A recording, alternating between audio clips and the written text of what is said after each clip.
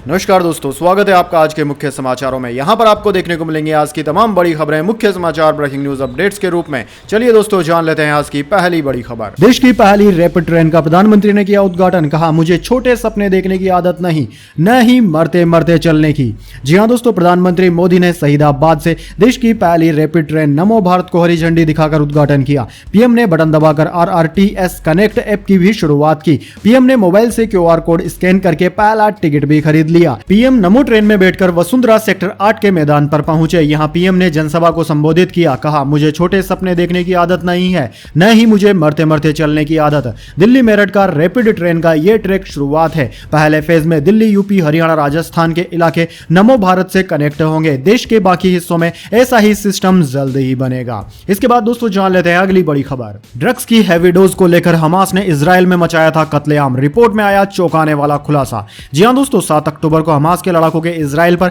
हमले के साथ ही एक युद्ध की शुरुआत हो गई थी। इस हमले में 1400 से अधिक इजरायलियों की मौत हो गई थी। लेकिन अब इस हमले को लेकर चौंकाने वाला खुलासा हुआ है। दोस्तों, कहा जा रहा है कि हमास के लड़ाकों ने ड्रग्स की हैवी डोज लेकर इस हमले को अंजाम दिया था। द यरूशलेम पोस्ट की रिपोर्ट में बताया गया है कि हमास के लड़ाकों ने केप्टागन नाम की गोलियां खाकर हमला किया था। केप्टागन एक तरह का सिंथेटिक ड्रग्स होता है। रिपोर्ट के मुताबिक इस हमले में मारे गए हमास के कई लड़ाकों की जेबों से बाद में केप्टागन की गोलियां बरामद की गई थी। इस टेबलेट को गरीबों का कोकेन भी कहा जाता है। इस टेबलेट ने हमास के लड़ाकों को ना तो भूख की कमी महसूस होने दी और ना ही नींद की कमी महसूस होने दी। दोस्तों, इस गोली को खाने के बाद खाने वाले को शरीर में अत्यधिक ताकत महसूस होती है। उसे ना तो भूख लगती है और ना ही उसे नींद आती है और ना ही उसे थकान महसूस होती है।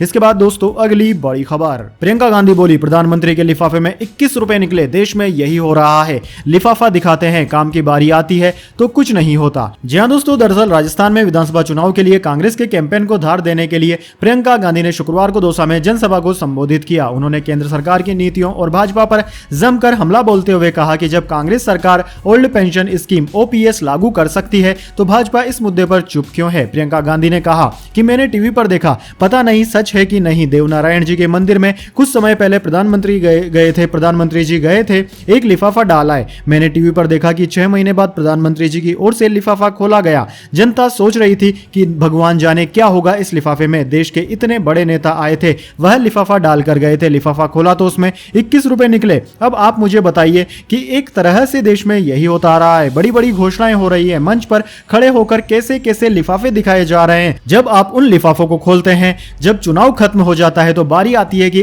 काम करके दिखाओ, तो कुछ नहीं होता। ईस्टर्न राजस्थान कैनाल परियोजना का जुमला भी आपको इसी तरह दिया गया था। इसके बाद दोस्तों जान लेते हैं अगली बड़ी खबर। सीवर लाइन की सफाई के दौरान मौत हुई तो 30 लाख का मिलेगा मुआवजा। स्थायी रूप से दिव्यांग होने पर 20 लाख देना होगा। सुप्रीम कोर्ट का अफसरों को निर्देश। जी हां दोस्तों, देश में सीवर सफाई के दौरान होने वाली मौतों की घटनाओं पर सुप्रीम कोर्ट ने शुक्रवार को कहा है कि सरकारी अधिकारियों को मरने वालों के परिजनों को 30 लाख रुपए मुआवजा देना होगा। सीवर की सफाई के दौरान कोई सफाई कर्मी स्थायी विकलांगता का शिकार होता है तो न्यूनतम मुआवजे के रूप में उसे 20 लाख रुपए दिया जाएगा। वहीं अन्य दिव्यांगता पर अफसर उसे 10 लाख रुपए तक का भुगतान करेंगे। जस्टिस S रविंद्र भट्ट और जस्टिस अरविंद कुमार के बेंच ने सिविल सफाई के दौरान होने वाली मौतों को लेकर दायर एक जनहित याचिका की सुनवाई के दौरान यह फैसला सुनाया। इसके बाद दोस्तों अगली बड़ी खबर। सोनिया जी की मदद के बिना तेलंगाना नहीं बन पाता। राहुल गांधी बोले, 10 साल में KCR ने जितना पैसा लूटा हम आपको वापस देने जा रहे हैं। जी हां दोस्तों, कांग्रेस नेता राहुल गांधी ने कहा है कि साल 2004 में कांग्रेस ने आपसे तेलंगाना बनाने का वादा किया था। सोनिया जी ने तेलंगाना बनाने में आपकी पूरी मदद की थी। मैं ये भी कह सकता हूं कि अगर सोनिया जी ने तेलंगाना में मदद नहीं की होती तो तेलंगाना नहीं बनता। राज्य के एक परिवार के पास सारा पैसा जाता है। आपका सारा पैसा KCR परिवार को मिलता है। पिछले 10 साल से KCR ने आपसे पैसा लूटा है। मैं आपको बता रहा हूं, जितने रुपए KCR ने आपसे लूटे हैं उतने रुपए हम आपको वापस देने जा रहे हैं। राहुल गांधी ने तेलंगाना में अंबेडकर स्टैच्यू सर्किल से लोगों को संबोधित करते हुए यह बातें कही। इसके बाद दोस्तों चलिए जान लेते हैं अगली बड़ी खबर। इजराइल पर सनसनीखेज आरोप। हमास को मुहैया करा रहा है कतर का पैसा। सऊदी इंटेल चीफ का है आरोप। जी हां दोस्तों, इजराइल और हमास के बीच चल रहे युद्ध के बीच सऊदी अरब के खुफिया प्रमुख प्रिंस तुर्की अल फैजल ने यहूदी बहुल देश पर गाजा पट्टी को नियंत्रित करने वाले फिलिस्तीनी आतंकवादी समूहों को कतरी धन देने का आरोप लगाया है। इजराइल और फिलिस्तीन में जारी जंग में अब तक 5000 से अधिक लोगों की मौत हो चुकी है। प्रिंस तुर्की अल फैजल का इजराइल के खिलाफ आरोप राइटर्स की एक रिपोर्ट के कुछ दिनों बाद आया है, जिसमें मामले से जुड़े सूत्र का हवाला देते हुए कहा गया है कि गाजा में फिलिस्तीनी परिवारों को कतर की वित्तीय सहायता इजराइल से होकर गुजरती है। चलिए दोस्तों जान लेते हैं इसके बाद अगली बड़ी खबर। महुआ मोइत्रा के वकील केस से हटे, मामला बाहर सेटलमेंट करने का आरोप था। जज बोले हैरान हूं, आप वकील हैं या मीडिएटर। जी हां दोस्तों, संसद में पैसे लेकर सवाल पूछने के आरोप में गिरी टीएमसी सांसद महुआ मोइत्रा के वकील गोपाल शंकर नारायणन ने अपने आप को केस की सुनवाई से हटा लिया है। महुआ ने भाजपा सांसद निशिकांत दुबे और सुप्रीम कोर्ट के वकील अजय अनंत देहात्र के खिलाफ मानहानि का मुकदमा दायर किया था, जिस पर आज दिल्ली हाई कोर्ट में सुनवाई हुई। सुनवाई के दौरान ही वकील जय अनंत देहाद्र ने जज के सामने कहा कि महुआ के वकील गोपाल शंकर नारायणन ने मुझे गुरुवार रात को फोन किया था। उन्होंने मुझसे पूछा कि क्या बाहर समझौता हो सकता है। इस पर जस्टिस सचिन दत्ता ने कहा कि वह हैरान है कि वकील शंकर नारायणन ने मीडिएटर की भूमिका निभाने की कोशिश की, क्या वह अभी भी इस केस में पेश होने के पात्र हैं। जस्टिस ने कहा कि यह कुछ ऐसा है जिसका जवाब आपको खुद देना होगा, यह आपका फैसला है। इसके बाद शंकर नारायणन ने मामले से खुद को अलग कर लिया। इसके बाद दोस्तों अगली बड़ी खबर। अयोध्या से रवाना हुई राम ज्योति राजस्थान के 51,000 मंदिरों में होगी प्रज्वलित, देश के कोने कोने तक पहुंचाने का है लक्ष्य। जी हां दोस्तों, अयोध्या के श्री राम जन्मभूमि मंदिर में रामलला की प्राण प्रतिष्ठा से पहले राम ज्योति देश के घर घर में पहुंचाई जाएगी। दोस्तों आज यानी कि 20 अक्टूबर से इसकी शुरुआत हो गई है। अयोध्या से राम ज्योति राजस्थान रवाना हो गई है। इसे राजस्थान के 51,000 मंदिरों के साथ साथ घर घर तक पहुंचाया जाएगा। यही नहीं, राजस्थान में रावण दहन भी इसी राम ज्योति के जरिए किया जाएगा। इसी तरह देश के अन्य प्रदेश में भी राम ज्योति भेजी जाएगी। प्राण प्रतिष्ठा से पहले देश के माहौल को राममय बनाया जाएगा। दोस्तों आपकी जानकारी के लिए बता दें कि राम ज्योति श्री राम जन्मभूमि मंदिर की ज्योति से प्रज्वलित की गई है। इस ज्योति को अयोध्या से पहला जत्था लेकर राजस्थान रवाना हो चुका है। इसके बाद दोस्तों जान लेते हैं अगली बड़ी खबर। भारत की डेडलाइन के बाद कनाडा ने 41 डिप्लोमेट से हटाए। विदेश मंत्री ने कहा हम कानून का पालन कर रहे हैं, भारत के साथ ऐसा नहीं करेंगे। जी हां दोस्तों, कनाडा ने अपने 62 में से 41 डिप्लोमेट्स को भारत से हटा लिया है। इस पूरे मामले पर भारत सरकार का कहना है कि ऐसा करने से किसी भी अंतर्राष्ट्रीय कानून का उल्लंघन नहीं हुआ। दरअसल दोस्तों कनाडाई विदेश मंत्री मेलेनी जोली ने डिप्लोमेट्स के हटाए जाने की पुष्टि करते हुए कहा कि इस तरह से राजनयिकों की डिप्लोमेटिक इम्यूनिटी खत्म करना अंतर्राष्ट्रीय कानून के खिलाफ है। मामले को और न बिगाड़ने के लिए कनाडा ने फैसला किया है कि वो कोई जवाबी कार्यवाही नहीं करेगा। इसके बाद दोस्तों अगली बड़ी खबर। क्या 250 बंधकों के बदले 6,000 फिलिस्तीनी रिहा करेगा इजराइल? रिटायर्ड जनरल को जिम्मा सौंपा। कभी एक सैनिक के बदले 1000 कैदी भी रिलीज किए थे। जी हां दोस्तों, हमास ने दावा किया है कि 200 से 250 बंधक उनकी कैद में हैं। ये सभी अलग अलग देशों से हैं, जिनमें से 20 बंधक इजरायली हमले में मारे गए हैं। अब इन बंधकों को छोड़ने के लिए हमास ने इजराइल की जेल में बंद 6,000 फिलिस्तीनी कैदियों की रिहाई की मांग की है। दरअसल दोस्तों आपकी जानकारी के लिए बता दें, इसके बाद से कई देश बंधकों को छुड़ाने की कोशिश कर रहे हैं। हालांकि इजराइल हमास जंग को देखते हुए सभी के मन में कई सवाल हैं, जैसे असल में कितने लोग हमास की कैद में हैं, यानी कि बताए गए आंकड़ों से ज्यादा कैदी हो सकते हैं। क्या हमास इन बंधकों को ह्यूमन शील्ड यानी कि मानव ढाल की तरह इस्तेमाल करेगा? हमास इन बंधकों को कैसे रिहा करेगा भी या नहीं? या फिर एक बार इस तरह की घटना होने पर बार बार हमास इसी तरह के काम करेगा, लोगों को बंधक बनाएगा और अपनी मांगे मनवाएगा? यह भी हो सकता है। वैसे दोस्तों इस बारे में आपके क्या विचार है, कमेंट बॉक्स में बताइए कि सरकार को हमास की मांग माननी चाहिए या नहीं।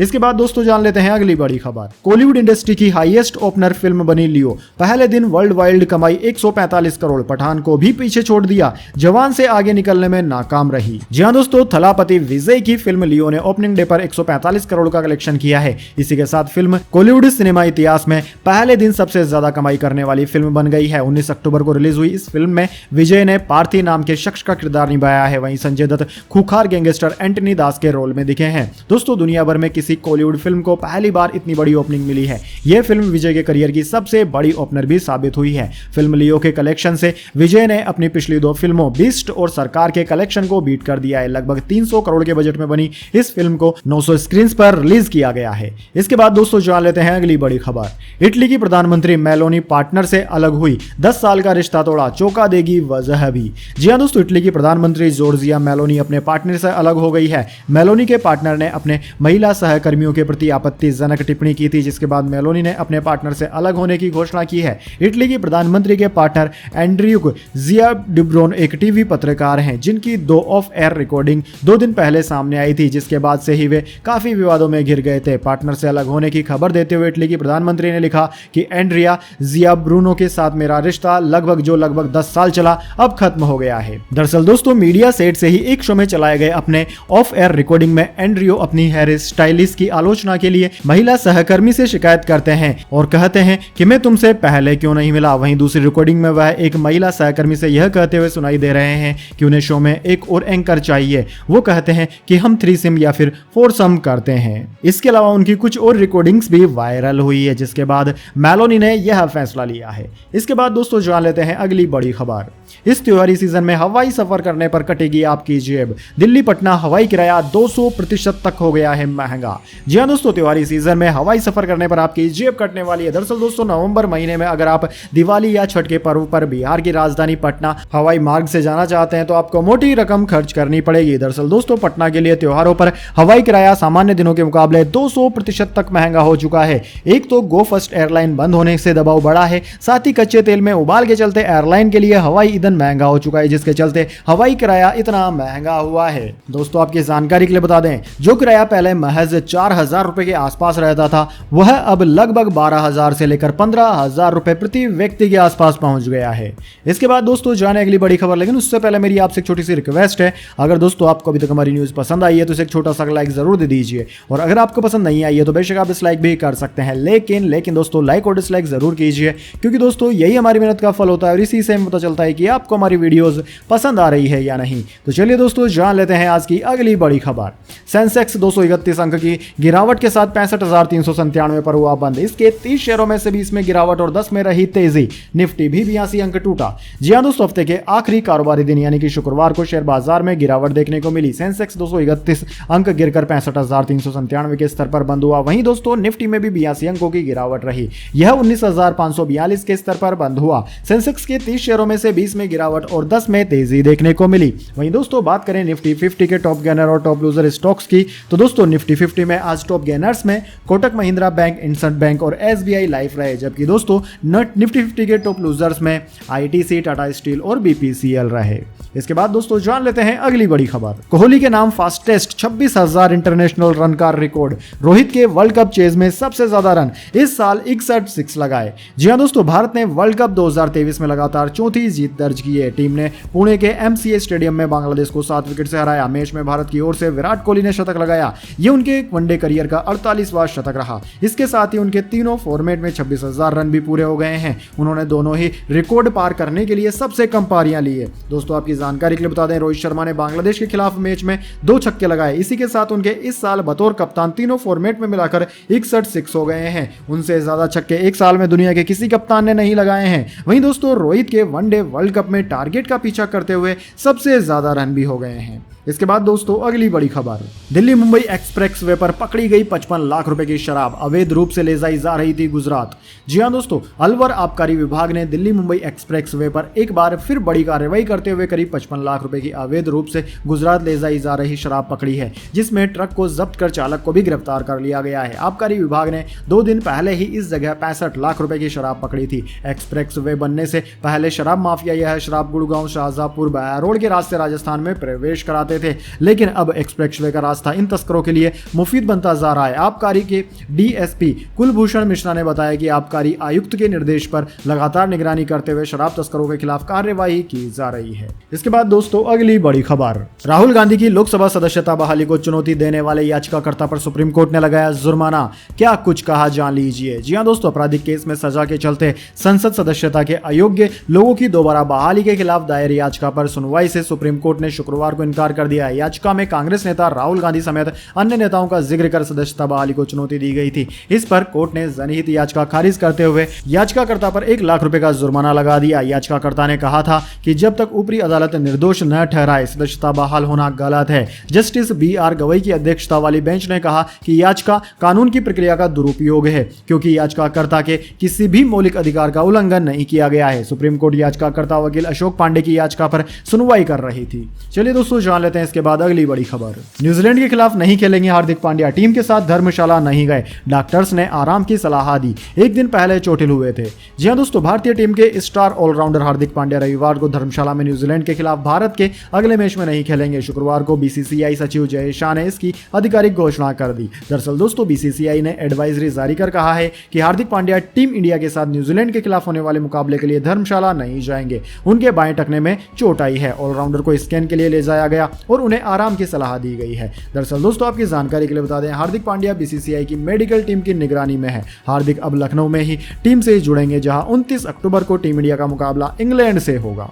इसके बाद दोस्तों अगली बड़ी खबर, अरब सागर में चक्रवाती तूफान तेज की आशंका। कल गुजरात तट की ओर बढ़ सकता है। हवा की रफ्तार 62 से 88 किलोमीटर प्रति घंटे रहेगी। जी हां दोस्तों, दक्षिण पूर्व अरब सागर के ऊपर एक कम दबाव का क्षेत्र डिप्रेशन में बदल रहा है। 21 अक्टूबर की सुबह तक इसके चक्रवाती तूफान में तब्दील हो जाने की आशंका है। भारतीय मौसम विज्ञान विभाग IMD यानी कि इंडियन मेट्रोलॉजी डिपार्टमेंट ने शुक्रवार को कहा है कि यदि यह डिप्रेशन तूफान में बदलता है तो अरब सागर में बिपरजोय के बाद इस साल उठने वाला यह दूसरा तूफान होगा। हिंद महासागर क्षेत्र में चक्रवातों के नामकरण के लिए अपनाए गए एक फार्मूले के अनुसार इस तूफान का नाम तेज में होगा। दरअसल दोस्तों IMD के अनुसार चक्रवाती तूफान रविवार को तेज होकर गंभीर चक्रवाती तूफान में बदल सकता है। यह तूफान ओमान के दक्षिणी तटों और यमन की ओर बढ़ेगा। हालांकि मौसम वैज्ञानिकों ने चेतावनी दी है कि कभी कभी तूफान पहले से अनुमानित ट्रैक से भटक सकते हैं, जैसा कि चक्रवात बिपरजोय के मामले में देखा गया था। बिपरजोय जून में अरब सागर में बना था और शुरुआत में उत्तर पश्चिम दिशा में चला गया था। बाद में इसने अचानक दिशा बदली और गुजरात में मांडवी और पाकिस्तान में कराची के बीच इसका लैंडफॉल हुआ था। इसके बाद दोस्तों अगली बड़ी खबर, रिलेशनशिप डिवाइस के सहारे गले मिलेंगे प्रेमी जोड़े। किसिंग डिवाइस भी बाजार में, लॉन्ग डिस्टेंस रिलेशनशिप में बड़ा गैजेट्स का इस्तेमाल। जी हां दोस्तों, इस साल चीन से एक खबर सामने आई है। हर चीज की नकल करने में उस्ताद चीनियों ने मशीनी होठ बना लिए हैं, जिसे फोन के सहारे कनेक्ट कर दूर बैठे प्रेमी जोड़े आपस में किस कर सकते हैं। दरअसल दोस्तों किसिंग डिवाइस बनाने वाली कंपनी ने इसे लॉन्ग डिस्टेंस रिलेशनशिप के लिए वरदान बताया है। सिलिकॉन से बनी ये किसिंग डिवाइस सेंसर के सहारे किसिंग डेटा को दो लोगों के बीच ट्रांसमिट करती है। बात सिर्फ इस चीनी कंपनी की ही नहीं है। प्यार के बाजार में हजारों नई टेक्नोलॉजी आ गई है जो असली प्यार और सच्ची छुअन महसूस कराने का दावा करती है। वैसे दोस्तों इस बारे में आपके क्या विचार हैं? क्या ऐसी टेक्नोलॉजी आना पॉसिबल है या नहीं? कमेंट बॉक्स में अपनी राय जरूर दीजिए। इसके बाद दोस्तों अगली बड़ी खबर, आम आदमी पार्टी सांसद संजय सिंह को दिल्ली हाईकोर्ट से झटका। ईडी की गिरफ्तारी को चुनौती देने वाली याचिका हुई खारिज। जी हां दोस्तों, आम आदमी पार्टी के राज्यसभा सांसद संजय सिंह को दिल्ली हाईकोर्ट से झटका लगा है। दिल्ली हाईकोर्ट ने ईडी की गिरफ्तारी को चुनौती देने वाली संजय सिंह की याचिका खारिज कर दी है। दरअसल दोस्तों संजय सिंह ने ईडी द्वारा गिरफ्तारी का आधार नहीं बताने पर गिरफ्तारी को अवैध घोषित किए जाने की मांग की थी। हाईकोर्ट की जज जस्टिस स्वर्ण कांता ने संजय सिंह की यह याचिका खारिज कर दी है। दरअसल दोस्तों ईडी ने संजय सिंह के दिल्ली वाले घर में बुधवार को सुबह 7 बजे से छापा मारा था। यहां से कई दस्तावेज जब्त किए थे। लंबी पूछताछ के बाद ईडी ने उसी शाम करीब 5:30 बजे संजय सिंह को गिरफ्तार कर लिया था। आबकारी नीति केस की चार्जशीट में संजय सिंह का भी नाम है। इस केस में मनीष सिसोदिया फरवरी से ही जेल में बंद है। अब दोस्तों ईडी की चार्जशीट में संजय सिंह पर 82 लाख रुपए का चंदा लेने का जिक्र है। इसी साल जनवरी में ईडी ने अपनी चार्जशीट में संजय सिंह का नाम जोड़ा था। इसको लेकर संजय सिंह ने काफी हंगामा मचाया था। संजय सिंह ने दावा किया था कि ईडी ने उनका नाम गलती से जोड़ दिया था, जिस पर ईडी ने जवाब दिया कि उनकी चार्जशीट में संजय सिंह का नाम 4 जगह लिखा गया है, जिनमें से 3 जगह नाम सही लिखा गया है, सिर्फ एक जगह टाइपिंग की गलती हो गई थी। जिसके बाद ईडी ने संजय सिंह को मीडिया में बयानबाजी न करने की सलाह दी थी, क्योंकि मामला कोर्ट में लंबित है। इसके बाद दोस्तों अगली बड़ी खबर, एक्स के लिए 2 नए सब्सक्रिप्शन प्लान ला रहे हैं मस्क। मौजूदा एक्स प्रीमियम से एक सस्ता और एक रहेगा महंगा। बेसिक और प्लस हो सकता है नाम। जी हां दोस्तों, एलन मस्क ने अपने सोशल मीडिया प्लेटफॉर्म एक्स के लिए 2 नए सब्सक्रिप्शन प्लान लाने की घोषणा कर दी है। इनमें से एक प्लान की कीमत मौजूदा एक्स प्रीमियम से कम होगी, लेकिन उनमें यूजर्स को एड दिखाई देगा। वहीं दूसरा प्लान मौजूदा एक्स प्रीमियम से महंगा होगा, जिसमें एक भी एड नहीं दिखाई देगा। मस्क ने यह ऐलान न्यूजीलैंड और फिलीपींस में सभी नए यूजर्स के लिए एनुअल सब्सक्रिप्शन प्लान लाने के 2 दिन बाद किया है। नए सब्सक्रिप्शन प्लान को नोट अ बोट नाम दिया गया है, जो अभी टेस्टिंग फेज में है। इसके बाद दोस्तों अगली बड़ी खबर, जो नहीं आ रहा ऑफिस उन्हें नौकरी से निकालो। अमेजन ने जारी कर दिया नया फरमान। जी हां दोस्तों, कोरोना का दौर खत्म हो चुका है, लेकिन फिर भी कर्मचारी ऑफिस जाने को तैयार नहीं है। अब दोस्तों अमेजन ने ऑफिस नहीं आने वाले कर्मचारियों के खिलाफ सख्त कदम उठाया है। अमेजन ने कहा है कि जो भी एम्प्लॉय ऑफिस नहीं आएगा उनकी जॉब भी जा सकती है, यानी कि उनकी नौकरी खतरे में है। कंपनी ने मई से एम्प्लॉय को हफ्ते में कम से कम 3 दिन ऑफिस आने के लिए कहा है। हालांकि दोस्तों कई कर्मचारी इस नियम का पालन नहीं कर रहे हैं। इसी को देखते हुए अमेजन अब सख्त नियमों को फॉलो कर रहा है। अमेजन की तरफ से रिटर्न टू ऑफिस पॉलिसी जारी की गई है। जो भी कर्मचारी इसको फॉलो नहीं करेगा उसको नौकरी से निकाला जा सकता है। इनसाइडर की रिपोर्ट से मिली जानकारी के मुताबिक कंपनी ने मैनेजर्स को उनके कर्मचारियों को निकालने की छूट दे दी है। कंपनी की गाइडलाइन के मुताबिक जो भी एम्प्लॉय हफ्ते में 3 दिन ऑफिस आने के आदेश का पालन नहीं कर रहे हैं उनके खिलाफ यह कदम उठाया जा सकता है। कंपनी ने ग्लोबली मैनेजर्स को यह नियम जारी कर दिया है। तो दोस्तों यह थी आज की तमाम बड़ी खबरें। इसके बाद दोस्तों बारी आती है आज के माइंड क्यूज क्वेश्चन की। जी हाँ दोस्तों, एक आसान से सवाल का जवाब देकर आप जीत सकते हैं एक अमेजिंग सरप्राइज गिफ्ट हमारे यूट्यूब चैनल की ओर से। तो दोस्तों आज का सवाल आपकी स्क्रीन पर आ चुका है। क्रिकेट के इतिहास में सबसे तेज गेंद कौन से खिलाड़ी ने फेंकी थी? जी हाँ दोस्तों, अगर आप जानते हैं उस खिलाड़ी का नाम जिसने क्रिकेट के इतिहास में सबसे फास्टेस्ट बॉल फेंकी थी, तो जल्दी से उस खिलाड़ी का नाम कमेंट बॉक्स में लिख दीजिए। अगर दोस्तों आपका जवाब होता है एकदम सही और आप चुने जाते हैं लकी विजेता के रूप में, तो आपको मिल सकता है एक अमेजिंग सरप्राइज गिफ्ट हमारे यूट्यूब चैनल की ओर से। तो दोस्तों जल्दी से अपना उत्तर कमेंट बॉक्स में लिख दीजिए, वीडियो को लाइक कर लीजिए और चैनल को सब्सक्राइब करके बेल आइकन भी दबा लीजिए। साथ ही दोस्तों आपके मित्रों और परिवार के सदस्यों के साथ इस वीडियो को शेयर जरूर करें। धन्यवाद। वंदे मातरम। जय हिंद, जय भारत।